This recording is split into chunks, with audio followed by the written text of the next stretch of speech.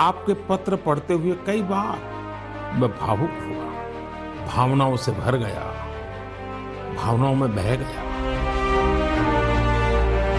मंजूर जी, कैसे हैं आप? थैंक यू सर, बड़े अच्छे से है सर। मन की बात के इस 100वें एपिसोड में आपसे बात करके मुझे बहुत अच्छा लग रहा है। Thank you sir. राजनीति में पर्देदारी नहीं चलती, राजनीति महज वोटों की हिस्सेदारी से नहीं चलती, न राजनीति चलती है चुनावी मौसम में कोरे मुद्दों को तानने से। राजनीति चलती है संवेदना से, स्पष्ट नजरिए से और संवाद से। कम से कम करीब एक दशक में देश में ब्रांड मोदी ने इसी लाइन पर राजनीति को परिभाषित किया है। मोदी का सबसे मजबूत पक्ष है यही संवाद, मन की बात कहना और मन की बात सुनना। अच्छा लगा, मैंने भी उनसे देश के प्रधानमंत्री की मन की बात ने जब अपना शतक लगाया तो संवाद के सूत्र एक बार फिर उत्तर से दक्षिण और पूरब से पश्चिम तक एक साथ सधे। सारे भारतीय संवेद हो एक बार फिर राष्ट्र संकल्प से बंधे। आज मन की बात का 100वां एपिसोड है।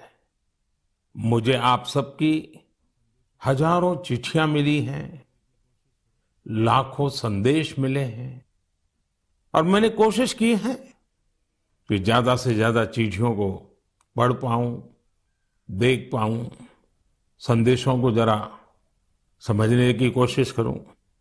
आपके पत्र पढ़ते हुए कई बार मैं भावुक हुआ, भावनाओं से भर गया, भावनाओं में बह गया और खुद को फिर संभाल भी लिया। आपने मुझे मन की बात के 100वें एपिसोड पर बधाई दी है, लेकिन मैं सच्चे दिल से कहता हूं, दरअसल बधाई के पात्र तो आप सभी मन की बात के श्रोता है, हमारे देशवासी हैं। भीड़ भावनाओं को नहीं पढ़ती, लेकिन शब्दों को स्पर्श करती है।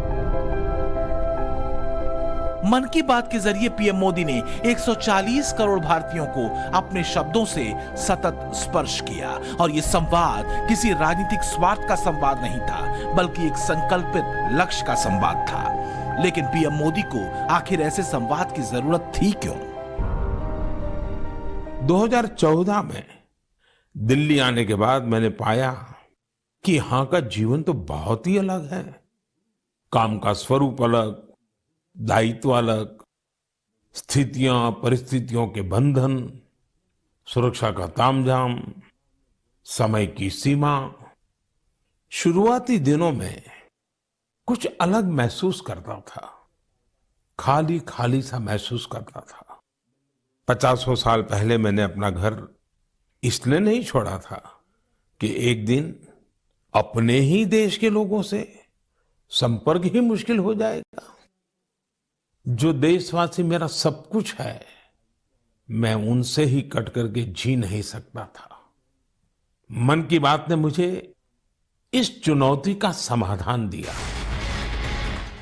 तो समझना मुश्किल नहीं कि मन की बात का संवाद दरअसल राष्ट्र के उस परिवार से है जिसे पीएम मोदी अपना परिवार कहते रहे हैं। अगर देखें तो मन की बात के नायक कभी मोदी नहीं रहे, बल्कि मोदी ने उन भारतीय चेहरों को राष्ट्र से परिचित करवाया जो चुपचाप राष्ट्र साधना में लगे हुए थे। जैसे 100वें एपिसोड में ही देखिए, मन की बात के अपने शतकीय एपिसोड में पीएम मोदी अपने नायक के तौर पर सुनील जागलान को चुनते हैं, जिन्होंने सेल्फी विद डॉटर की मुहिम की शुरुआत की थी। इसकी शुरुआत जून 2015 से हुई थी। मोदी प्रदीप सांगवान का जिक्र करते हैं, जो हीलिंग हिमालय की मुहिम से जुड़े हुए हैं और हिमालय की सफाई के अभियान में लगे हुए हैं। पीएम मोदी मणिपुर की विजय शांति की चर्चा करते हैं, जो कमल के रेशों से कपड़े बनाती हैं, गांव की महिलाओं को रोजगार देती हैं।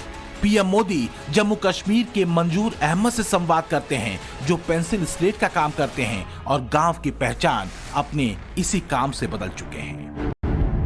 और यही एक वजह है कि मन की बात में मोदी के संवाद से देश का हर वर्ग, हर तबका जुड़ता चला गया। पीएम मोदी के मन की बात के शतक को दिल्ली में महिला सफाई कर्मचारियों ने सुना। मन की बात में राष्ट्र प्रेम की लकीर पर मोदी का संदेश कहीं बड़ा और व्यापक था।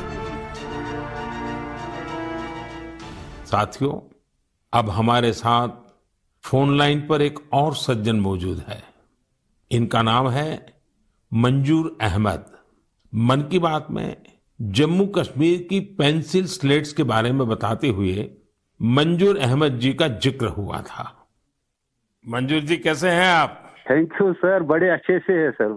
मन की बात के इस 100वें एपिसोड में आपसे बात करके मुझे बहुत अच्छा लग रहा है। Thank you sir. अच्छा, ये पेंसिल स्लेट्स वाला काम कैसा चल रहा है? बहुत अच्छे से चल रहे हैं सर, बहुत अच्छे से। जब से सर आपने हमारी बात मन की बात में कही सर, तब से बहुत काम बढ़ गया सर, और दूसरों को भी रोजगार यहाँ बहुत बड़ा है इस काम में।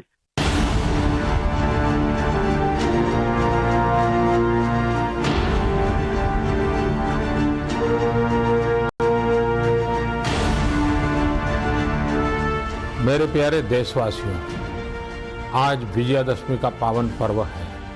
3 अक्टूबर 2014 विजयादशमी के दिन शुरू हुआ मन की बात का संवाद दरअसल हजारों हजार भारतीयों की राष्ट्र सेवा और समाज सेवा का प्रतिनिधि मंच बन गया।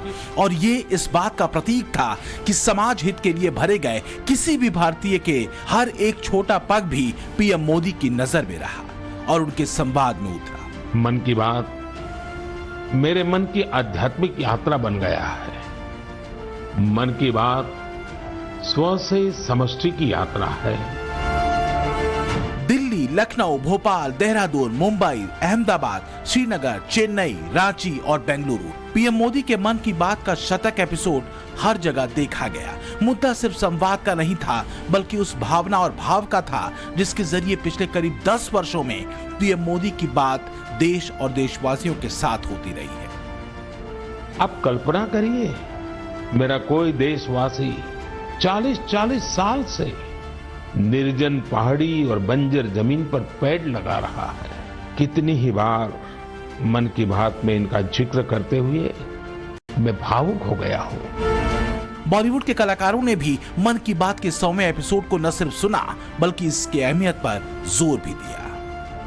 जो इतने बड़े लीडर हैं वो कुछ कह रहे हैं और जो जनता के लिए जो वक्त निकाल रहे हैं, उनको वो वक्त दे रहे हैं, उनकी जो समस्याएं हैं वो समझने की कोशिश कर रहे हैं, विच इज़ अमेजिंग। एक इंस्पिरेशन महसूस हुई कि एक व्यक्ति, एक लीडर अगर वो सही मार्गदर्शन दिखाए हम सभी को और हमारी जनता को, तो क्या कुछ नहीं हो सकता है। मुझे ऐसा लगता है कि कम्युनिकेशन का इससे बेटर कोई फॉर्मेट हो नहीं सकता। मंजूर जी, कैसे हैं आप? थैंक यू सर, बड़े अच्छे से है सर। मन की बात के इस 100वें एपिसोड में आपसे बात करके मुझे बहुत अच्छा लग रहा है। Thank you sir. अच्छा, ये पेंसिल स्लेट्स वाला काम कैसा चल रहा है? बहुत अच्छे से चल रहे हैं सर, बहुत अच्छे से। जब से सर आपने हमारी बात मन की बात में कही सर, तब से बहुत काम बढ़ गया सर। और तो मन की बात से एक तरफ नई उम्मीदों की हजार लौ जलती है, तो कहीं जलता है दिल। कांग्रेस नेता जयराम रमेश का ये ट्वीट क्या निराशा के धुएं में आकंठ घिरी कांग्रेस को दिखाता है? संवादहीनता से कटी कांग्रेस की दिक्कत मोदी के ऐसे ही संवेदनशील संवाद के मंच से है। It is not just FAKU Man Ki Baat. I will put it in one sentence. It's a FAKU Prime Minister. Congress के दर्द की कोई दवा नहीं, क्योंकि दर्द की एक वजह नहीं है, कई वजहें हैं। देश के भीतर और विदेशी मंच पर मन की बात कहते और सुनते पीएम मोदी ने हिंदुस्तान की शानदार पहचान गढ़ी है। इसी संवाद की बदौलत एक सिस्टम देश में खड़ा हुआ है जो संवेदनाओं से भरा दिखता है। कोई भी बिजनेस शुरू करने के लिए जहां साउथ अफ्रीका में 40 दिन लगते हैं, ईरान में 73 दिन, पोलैंड में 37 दिन, तो वहीं भारत में सिर्फ 18 दिन लगते हैं। ईज ऑफ डूइंग बिजनेस में एशिया में भारत चीन के बाद दूसरे नंबर पर है। मोदी का मन की बात कार्यक्रम दरअसल देश के लोगों से संवाद के जरिए नई संभावनाओं की तलाश रहा है, जो अपने 100 एपिसोड के सफर में एक पर्व में तब्दील हुआ है। इतना ही नहीं, ऐसे ही सरल संवादों की बदौलत दुनिया के मौजूदा लीडर्स की लिस्ट में ट्विटर पर सबसे ज्यादा फॉलो किए जाने वाले नेताओं की लिस्ट में मोदी 88.3 मिलियन फॉलोअर्स के साथ टॉप पर है। मन की बात ये एक कार्यक्रम नहीं है, मेरे लिए एक आस्था, पूजा, व्रत है। जैसे लोग ईश्वर की पूजा करने जाते हैं तो प्रसाद की थाल लाते हैं, मेरे लिए मन की बात ईश्वर रूपी जनता जनार्दन के चरणों में प्रसाद की थाल की तरह है। मोदी जानते हैं सरल संवाद की शक्ति बड़ी होती है और राष्ट्रवाद की लकीर पर ऐसे ही संवाद को पीएम मोदी ने गुजरात के सीएम के तौर पर और उससे पहले एक कार्यकर्ता के तौर पर खूब साधा है और सिद्ध किया है। 20 साल पहले जब मोदी गुजरात के सीएम थे, तब 2003 में एक ऐसे ही संवाद की शुरुआत मोदी ने की थी, स्वागत मुहिम के जरिए। स्वागत एक अनोखा और यूनिक प्रोग्राम है कि जिसमें मोदी साहब ने शायद ये पहली बार हुआ था कि टेक्नोलॉजी का यूज करके ऑनलाइन पब्लिक ग्रीवेंस को रिड्रेसल करने की कोशिश की थी और उसमें 100% सक्सेस मिली थी। करीब 70 सालों की लोकतांत्रिक राजशाही के दौरान कांग्रेस ने जो खोया वो जनता से संवाद ही था। और अब सत्ता के लंबे वनवास के बाद कांग्रेस की छटपटाहट मोदी के मन के संवाद के जैसे ही संवाद को बनाने की है। दिक्कत है ये संवाद करे कौन? राहुल गांधी दक्षिण से उत्तर तक जमीन नाप चुके हैं, लेकिन संवाद के नाम पर उनके नेताओं की भाषा मोदी पर तीखे हमले की रही है।